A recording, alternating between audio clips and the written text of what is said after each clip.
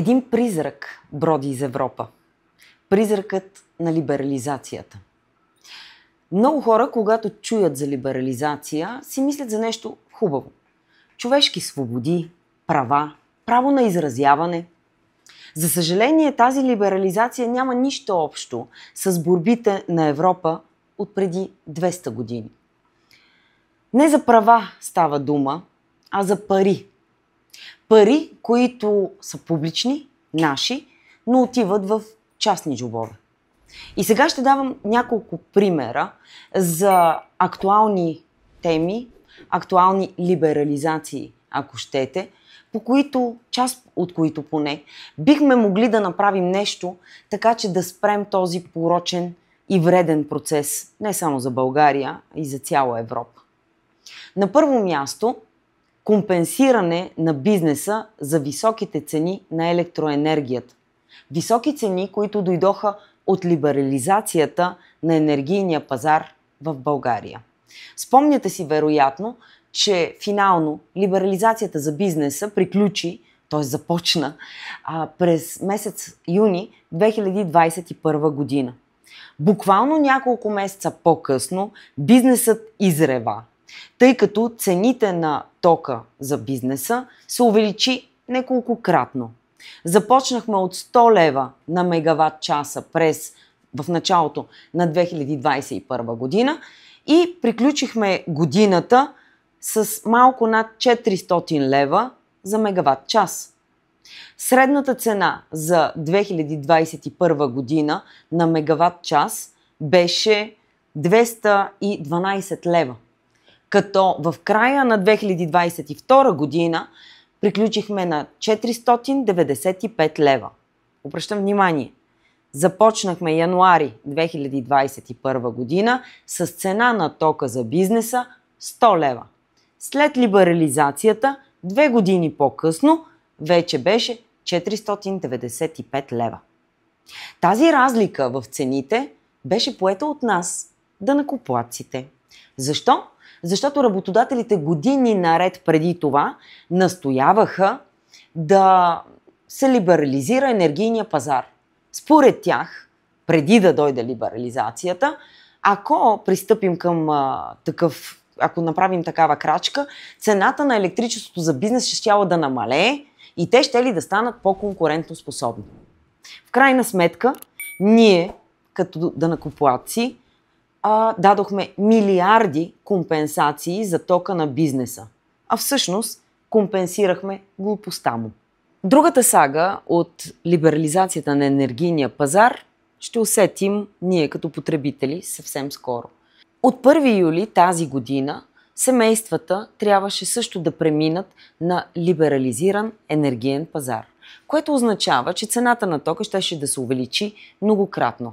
През месец май правителството, управляващите, взеха решение все още цената да бъде определена от Комисията за енергийно и водно регулиране, но доставчиците на ток да го закупуват през борсата. Като когато цената на борсата е по-висока от посочената от КЕВР, разликата отново ще се поема от Фонда за енергийна сигурност. Нали е ясно, че този фонд не е безкраен, той не съдържа милиарди левове, което означава, че тези средства ще дойдат от държавния бюджет. Кой пълни държавния бюджет? Българските граждани, през данъците си. Тоест, ние отново ще платим за либерализацията, но не през сметките си за ток, а през данъците, които плащаме в държавната хазна. А какво ще се случи, когато премине този период, в който ние дори не усещаме, т.е. в момента бавно ни варят. Това е като варенето на жабата. Слагаш я в студена вода, след което започваш да загряваш котлона и водата лека по лека започва да се загрява и в един момент жабата е сварена, без да разбере, че през това време са я готвили. Нас ни готвят. И какво ще се случи, когато ни изготвят финално? Това, което се случи в Румъния. Буквално преди по-малко от 2 седмици, в началото на юли, там премахнаха тези компенсации, които дадох за пример сега, които се налагат в България. Там този процес продължи повече от 3 години, т.е. повече от 3 години държавата компенсираше по този начин битовите потребители, за да не усещат те удара от драстичното увеличение на цената на тока, като при тях то дойде през 2022 година вследствие на военния конфликт в Украйна, тъй като трябва да отворя скоби. В Европа цената на тока се увеличи, защото част от производството на електроенергия там се произвежда, част от производството е базирано на природен газ. И когато се увеличи цената на природния газ, се увеличи цената на електричеството, а оттам се увеличи и при нас, защото когато един пазар е либерализиран, той продава на еднакви цени. Независимо какви са разходите за производство в България, те може да са 100 лева, а във Франция да са 200, пазар ще каже, цената е 200 за целия общ уж свободен пазар в Европейския съюз. Поради това в Румъния бяха въведени тези компенсации, но те приключиха през юли месец. Буквално на следващия ден цената на тока в Румъния се увеличава с между 50 и 100%. Тоест, румънците в края на този месец, хайде началото на следващия, ще получат сметки за ток с 50 до 100% увеличение. Ето това ще бъде ефекта на сварената жаба и при нас след срока, в който приключи тази компенсация, която ще ни прилагат сега. И това, което казват от правителството, ние се преборихме в Брюксел. Няма да има либерализация на битовите потребители, е просто невярно. Те в момента задържат ситуацията, докато не проведат следващи избори, в които ГЕРБ и ДПС Ново начало имат стабилно мнозинство, в което не са им нужни патерици, като БСП и ИТН, да речем. И когато това се случи, когато те не са уязвими от непрекъснатите вотове на недоверие, които заливат Народното събрание, с които заливат Народното събрание по-малките парламентарни групи, тогава няма да имат никакъв свян да премахнат и тези компенсации и ние да усетим стабилно водещата и изключително ефективна роля на пазара. Да усетим ласката на пазара. И следващия пример, трети пример за либерализация, разбира се, криворазбрана либерализация, който ми се ще да дам, е този с либерализацията на железопътния превоз на пътници. Вие знаете, че в момента ние сме в такава процедура на отдаване на маршрути на частни компании. Вече видяхме какво се случи с въпросната либерализация в железопътните товарни превози. В момента БДЖ товарни превози е в фактически фалит и върви към затваряне. Последни издихания. Ето това е нещото, което ще се случи и с БДЖ пътнически превози. Защо? Защото според вече наложеното мнение, това бил модерният начин за управляване на железопътния превоз. И защо е модерен?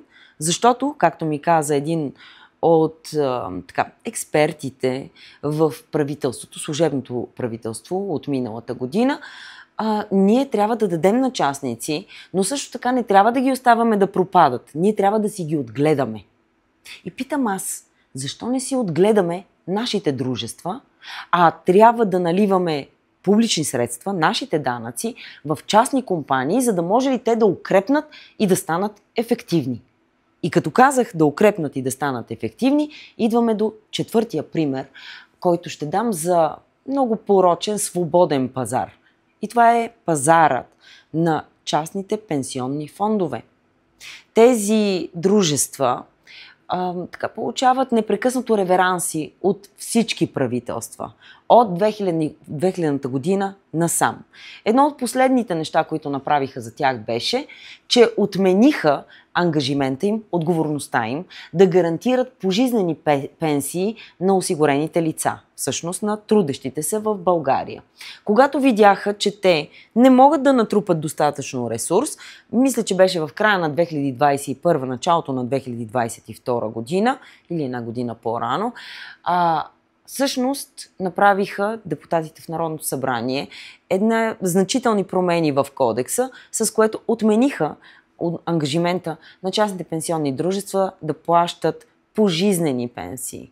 Те сега плащат за определен период от време. Да, има няколко пожизнени пенсии, които се изплащат, но те са изключително малко и те са с изключително ниски плащания по тях.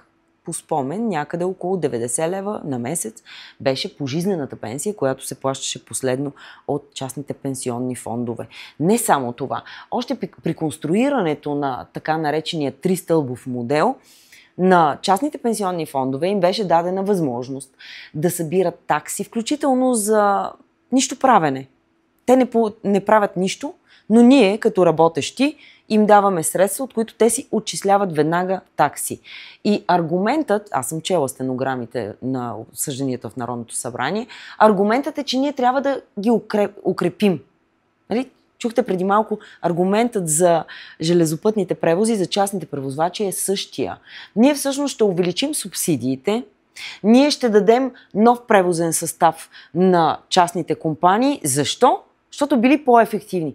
А как са по-ефективни, като те нямали опит?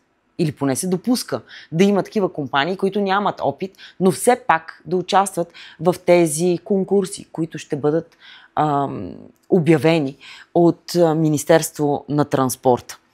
И така виждаме как през 4 примера, които са ключови, те са изключително важни за националната икономика, ние си отглеждаме частници, вместо да си подкрепяме държавните, публичните дружества.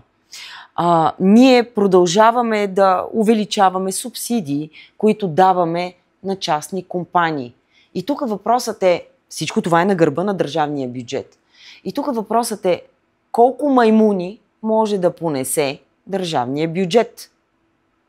Колко алчност може да понесе държавния бюджет? И до кога ще продължаваме да позволяваме неолибералната идеология да се разпростира в България, пък и в Европейския съюз, напълно необезпокоявания, с твърденията, че няма алтернатива. Алтернатива има. И тя е алтернативата на регулирания, а не на дивия капитализъм.